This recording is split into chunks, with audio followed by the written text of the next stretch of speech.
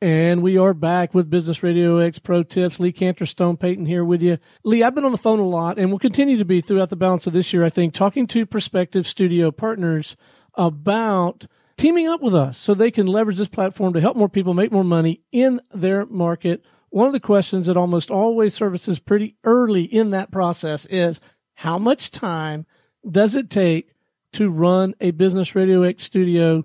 Let's unpack that a minute. Sure. Well, one of the first things is, how much time does it take once you know how to run the studio? So the training part is an important component, and it does take some time to learn kind of all the basics of running the studio. But once you've got that, the actual, maintenance of actually running the studio is pretty minimal. It's something that you can do half a day a week, 1 day a week. You can do it as much as you'd like to do it. So minimum viable product for running a studio, I think, requires some activities like inviting people to a show, doing the show, and then following up and having meetings after the show. Those are, to me, the core components of what a studio partner would be doing on a regular basis. Do you agree with that? I do agree with it. And let's go back to what we always say. This thing's going to hit whatever you aim it at, right? So let's just take a specific scenario. You take me 10 years from now, I'm retired in some rural area in Alabama, maybe outside of Birmingham or something. Maybe I'm more interested in hunting and fishing and playing golf. But I want to stay relevant. I want to be involved in the business community. So let's see, I want to maintain relationships with some of the movers and shakers in the Birmingham environment. So whenever I am out, I'm probably going to have a show and I'm going to be able to tell people, hey, you'd be great on Birmingham Business Radio. And so I'm going to invest a little time and energy in that, but some of that's parallel with stuff I'm already doing. And then I'm going to want to carve out some time during the week, right?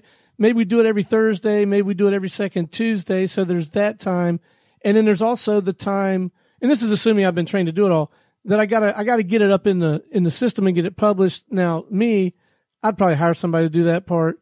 But I mean, in that scenario, what are you talking? Maybe 2.5 days a week. And then all the way to, you take a guy like a John Ray or Mike Salmon here in the Atlanta market, and they're knocking the top out of it. They're probably working a good 3.5, 4 days a week. And that's the thing is, once you start doing it and you start serving the community and you start finding those other allies there that are saying, hey, how do I get a show? All of a sudden you're like, hey, this is pretty easy money. Right. And I'm just doing the thing I like to do. And then you might expand it beyond those initial days that you start. So to me, it can be what you want it to be. It doesn't have to be a full-time 40 hours a week job. It can be done in a day or two a week. Potential studio partner candidates asked me that time, something I would never say in that phone call, but I'll just say straight up to you guys right now. They're already doing so much stuff, wasting so much time.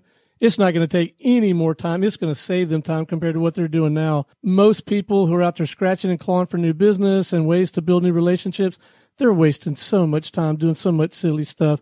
I wouldn't say that in the phone call, but I'm just telling you guys that this is, if anything, it's a tremendous time saver.